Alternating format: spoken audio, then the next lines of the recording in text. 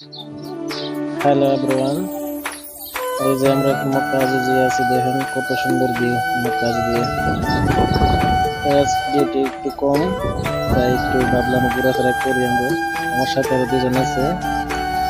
মক্কা আজিজে ভাই শহরে বড় বড় বিল্ডিং, সাথে দেখেন।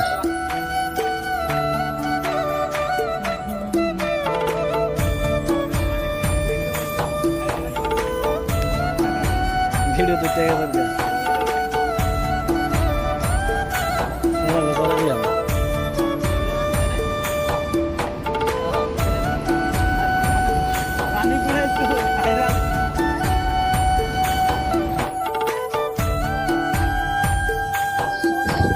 অবশেষে আমরা এখন পার্কে চলে আসলাম।